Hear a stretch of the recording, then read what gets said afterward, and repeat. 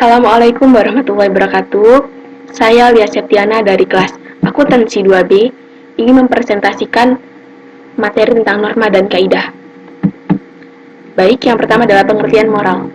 Menurut bahasa, moral berasal dari kata Latin yaitu mos atau dalam bentuk jamaknya yang berarti adat istiadat atau kebiasaan. Sedangkan menurut istilah, moral adalah sistem nilai tentang bagaimana manusia harus hidup, baik sebagai manusia yang telah diinstitusionalkan dalam sebuah adat kebiasaan yang kemudian terwujud dalam pola perilaku yang ajeg dan terulang dalam kurun waktu yang lama sebagaimana layaknya sebuah kebiasaan. Maksud kata ajeg di sini adalah tetap dan dilaksanakan sehingga menyebabkan menimbulkan kecenderungan kebiasaan. Selanjutnya, pengertian etika.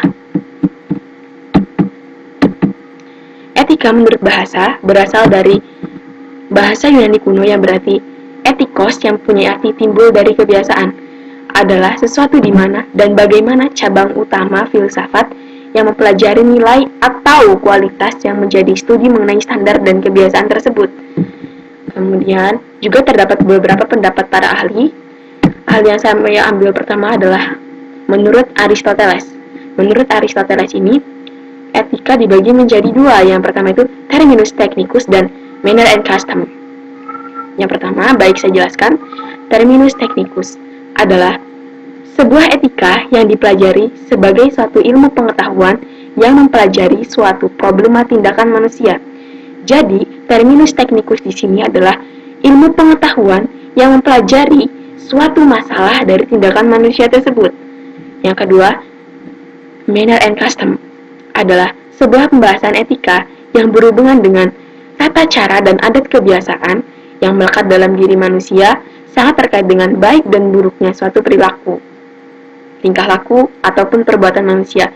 Seperti yang saya jelaskan yang pertama, adalah sebagai adat kebiasaan yang melekat dalam diri manusia, sangat terkait dengan tingkah laku baik buruknya manusia tersebut dan tingkah laku antar sesamanya. Selanjutnya menurut KBBI pengertian etika menurut KBBI adalah ilmu mempelajari baik dan buruk, hak dan kewajiban moral, baik dan buruk dari perilaku manusia itu sendiri. Dan yang terakhir menurut Asmaran berpendapat etika adalah ilmu yang mempelajari perilaku manusia, tindakan hanya menentukan kebenaran menurut mereka seperti mereka, tetapi juga untuk menyelidiki manfaat dan keuntungan dari semua perilaku manusia. Selanjutnya terdapat dua kategori etika. Yang pertama, etika dikatakan sebagai praktis. Maksudnya adalah sama dengan moral, yang berarti adat istiadat atau kebiasaan dan norma-norma yang berlaku dalam kelompok masyarakat. Sedangkan dikatakan sebagai refleksi ilmu adalah pemikiran atau penilaian dari moral tersebut. Jadi, norma-norma yang berlaku dalam masyarakat tersebut kemudian dinilai dengan etika sebagai refleksi ilmu atau tata sila ini. Selanjutnya, fungsi etika. Etika mempunyai beberapa fungsi. Yang pertama, tempat untuk mendapatkan orientasi kritis yang berhadapan dengan berbagai suatu moralitas dan yang membingungkan. Tentu saja, etika yang baik akan memberikan suatu petunjuk jika terjadi moralitas yang membingungkan. Dengan etika yang baik juga, keadaan moralitas yang membingungkan dapat terpecahkan. Lalu yang kedua, fungsi dari etika adalah untuk menunjukkan suatu keterampilan intelektual, yakni suatu keterampilan untuk berargumentasi secara rasional. Tentunya, jika kita punya etika yang baik, maka kemampuan intelektual kita akan semakin terasa, sehingga dalam berpendapat atau berargumen akan didasarkan pada hal yang kritis dan rasional.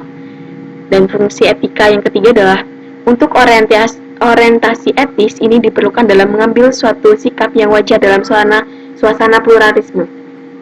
Tentu saja, kita hidup di Indonesia dengan beraneka macam budaya. Jika kita tidak mempunyai etika yang baik, maka akan terjadi gesekan antara budaya tersebut yang akan menimbulkan kekacauan. Selanjutnya, etika juga dapat membedakan mana yang tidak boleh dirubah dan mana yang boleh dirubah, mana yang baik, mana yang buruk. Selanjutnya dapat menyelesaikan masalah-masalah moralitas maupun suatu sosial lainnya yang membingungkan suatu masyarakat dengan suatu pemikiran yang sistematis dan kritis. Tentunya dalam berpikir mempunyai etika yang baik, tentunya kita akan berpikiran secara sistematis dan kritis. Yang ketiga adalah dapat menggunakan suatu nalar sebagai pijakan, bukan dengan perasaan.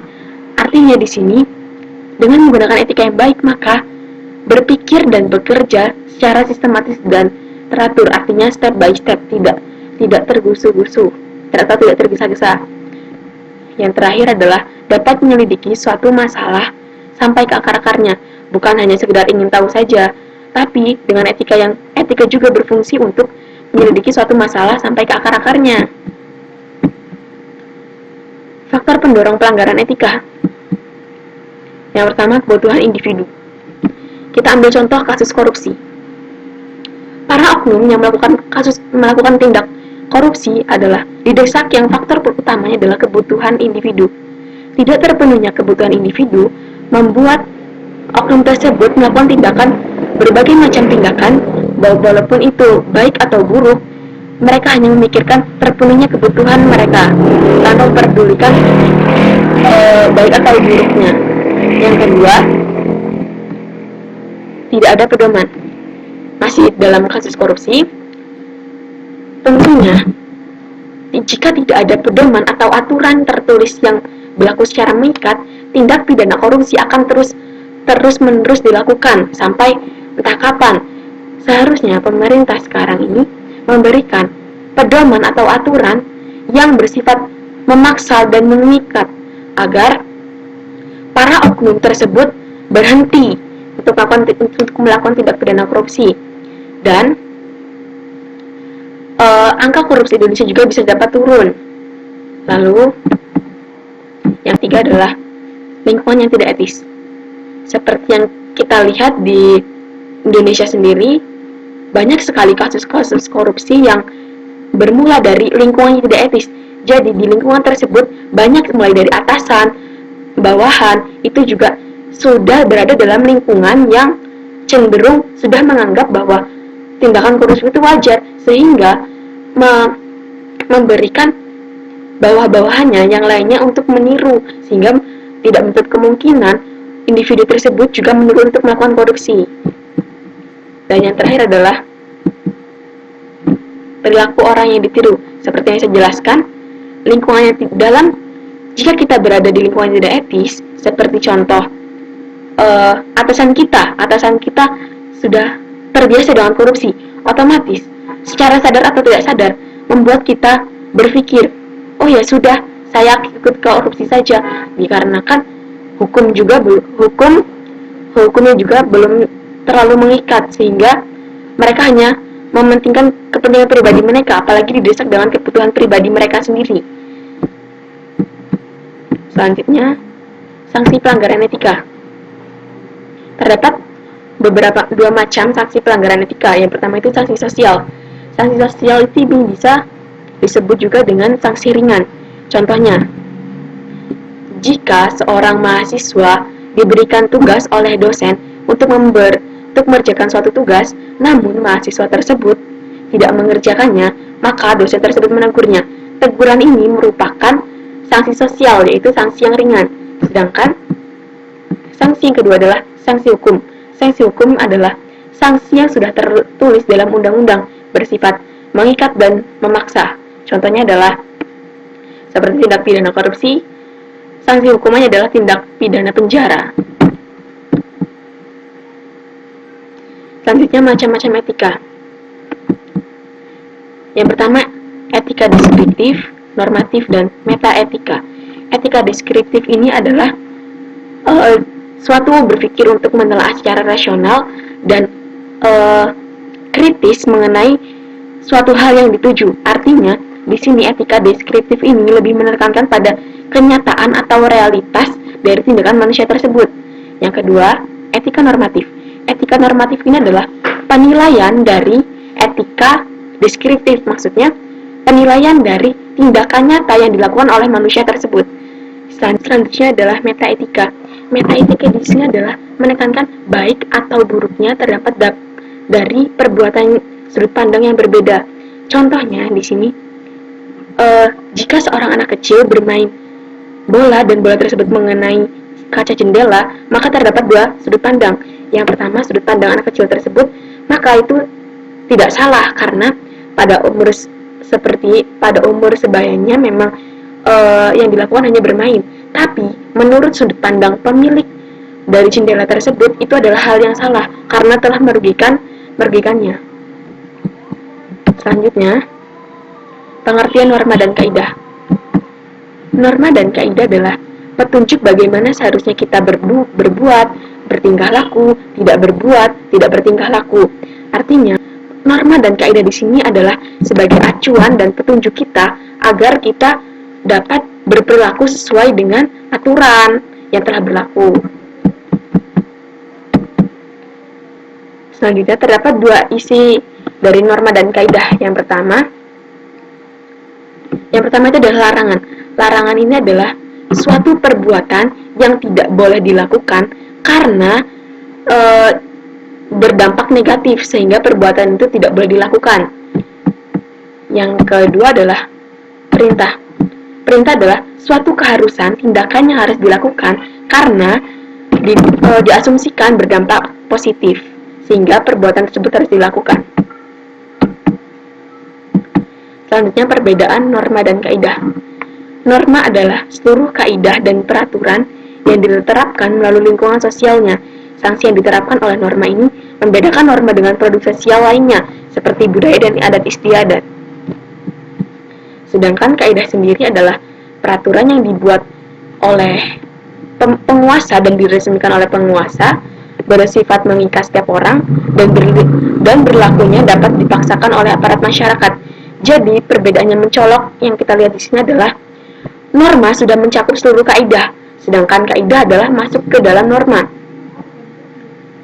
Selanjutnya, di sini saya mengambil contoh kasus. Contoh kasus yang saya ambil adalah kasus korupsi Bupati Mesuji. Kronologi operasi tangkap tangan kasus korupsi Bupati Mesuji yaitu akan saya jelaskan. KPK mengungkap kronologi operasi tangkap tangan yang menjerat Bupati Mesuji, yaitu Hamami dalam proses dugaan proyek infrastruktur Dinas Pekerjaan Umum dan Perumahan Rakyat atau PUPR. Wakil Ketua KPK yaitu Basari mengatakan bahwa tim penyidik sudah berada di Mesuji pada tanggal 23 Januari 2019. Mereka kemudian menangkap adik dari Bupati Mesuji yang bernama Taufik Hidayat di depan sebuah toko ban. Taufik membawa uang senilai 1,28 miliar yang dimasukkan ke dalam kardus, ujar Basari Panjaitan. Uang 1,28 miliar itu didapat Taufik dari Sibron Aziz, pemilik PT Jasa Promix Nusantara dan PT Susila Putri melalui Kardinal. Lalu, bukan hanya Taufik yang ditangkap pada saat itu, tetapi juga teman Taufik dan sopir dari Bupati Mesuji. Selanjutnya, Basari juga menambahkan, pada Kamis pada pukul 1 dini hari, Hamami, yaitu Bupati Mesuji, ditangkap di rumahnya. Dan pada pagi harinya, Pak KPK juga menangkap Wawan, Sekretaris Daerah PUPR Kabupaten Mesuji. Selanjutnya, Basari juga mengatakan total dalam operasi tangkap tangan tersebut, KPK menangkap 11 orang, semuanya digiring ke Polres Mesuji dan Polda Lampung. Setelah melakukan pemeriksaan lanjutan atau gelar perkara, KPK menyimpulkan adanya dugaan tindak pidana korupsi dan menetapkan Bupati Mesuji, Hamami, dan adik Bupati sebagai tersangka.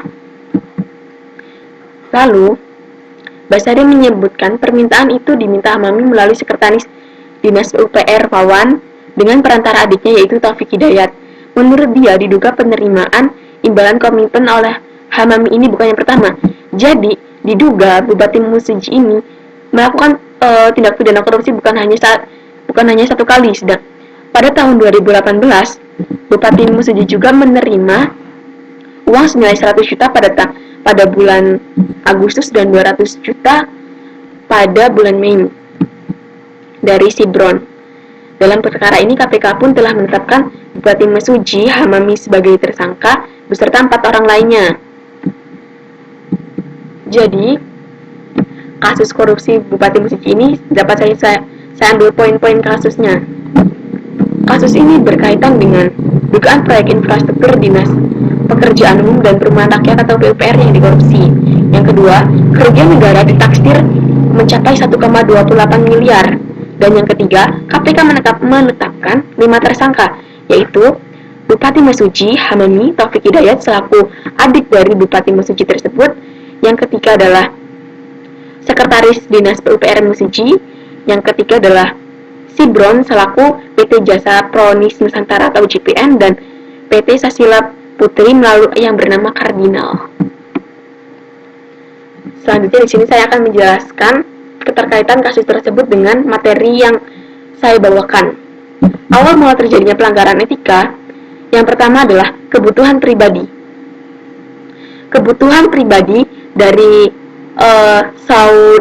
dari beliau, Bupati Mesuji tersebut, dengan kebutuhan beliau yang kurang terpenuhi atau tidak terbatas atau mungkin beliau mencari kepuasan tersendiri, maka beliau mencari berbagai macam cara baik halal maupun tidak halal untuk memenuhi kebutuhannya, sehingga beliau berpikiran untuk melakukan tindakan pidana korupsi untuk memenuhi kebutuhannya tersebut. Yang kedua, tidak adanya peraturan yang mengikat. Sudah menjadi rahasia umum sepertinya jika peraturan perundang-undangan mengenai kasus korupsi Indonesia seperti hanya sebuah tulisan. Mengapa saya katakan sebuah tulisan? Karena kebanyakan kasus-kasus yang sudah terjadi, para pelakunya dihukum tidak sesuai, artinya dihukum sedikit lebih ringan dari yang harusnya dihukum, yang harusnya tertulis di peraturan perundang-undangan. Hal ini yang menyebabkan tidak jarang para oknum berpikiran untuk melakukan tindak pidana korupsi karena hukum yang belum terlalu ditegakkan. Dan yang ketiga, tidak pernah dikoreksi. Seperti yang kita ketahui bahwa Bupati Mesuji pada tahun 2018 sudah menerima uang senilai 300 juta oleh Sibron. Lalu dia menerima uangnya kembali pada tahun 2019. Tentunya beliau seperti perbuatan beliau yang tidak pernah dikoreksi menimbulkan hasrat dalam diri beliau untuk melakukannya lagi dan lagi. Selanjutnya, lingkungan yang tidak etis. Seperti yang saya katakan bahwa lingkungan yang tidak etis juga mempengaruhi seseorang untuk melakukan perbuatan tindakan tersebut. Bupati Mesuji berada di lingkungan yang notabene orang-orang tersebut sudah terbiasa korupsi, sehingga beliau tertarik untuk melakukan korupsi untuk memenuhi kebutuhan pribadinya tersebut. Lalu, kaitannya dengan 4 kecerdasan manusia, Bupati Mesuji ini hanya mempunyai 3 kecerdasan saja. Yang pertama, PQ-nya dia mempunyai kecerdasannya bagus, IQ-nya juga bagus atau intelektualnya, dan EQ-nya juga bagus. Namun di sini disayangkan, beliau tidak mempunyai SQ-nya yang bagus. Karena jika seseorang atau jika seseorang tidak mempunyai 4 kecerdasan, terutama SQ, maka akan cenderung berbuat yang merugikan. Karena SQ ini penting, karena ini adalah hubungannya dengan manusia dengan Tuhan. Dengan tindakan yang dilakukan oleh Bupati Mesuji tersebut mencerminkan bahwa beliau tidak mempunyai SQ yang bagus, karena beliau menghalalkan segala cara untuk mendapatkan keinginannya. Selanjutnya, sanksi hukum yang didapatkan pelaku. Sebagai pihak yang diduga penerima, Hamami, Taufik, dan Wawan disangkakan melanggar pasal 12A atau B atau pasal 11 Undang-Undang Nomor 31 Tahun 1999 tentang pemberantasan tindak pidana korupsi, sebagaimana telah diubah dengan Undang-Undang Nomor 20 Tahun 2001 Junto Pasal 55 ayat 1 ke-1 KUHP Pidana. Menurut artikel yang saya baca, Bupati Mesuji sudah divonis hukuman 8 tahun penjara. Sedangkan sebagai pihak yang diduga pemberi uang senilai 1,28 miliar itu, Sibron Aziz dan Kardinal disangkakan melanggar pasal 5 ayat 1 huruf A dan huruf B atau pasal 13 Undang-Undang Nomor 31 Tahun 1999 tentang pemberantasan tindak pidana korupsi sebagaimana telah diubah dengan Undang-Undang Nomor 20 Tahun 2001 junto pasal 55 ayat 1 KUHP pidana. Bukan hanya sanksi hukum saja, tentunya kasus ini yang kita lihat dari kasus ini juga dapat mendapatkan sanksi sosial seperti cemoohan dari warga ataupun yang lainnya.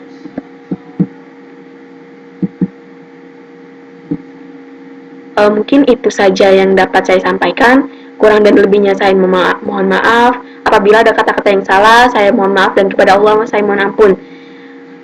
Saya akhiri. Wassalamualaikum warahmatullahi wabarakatuh.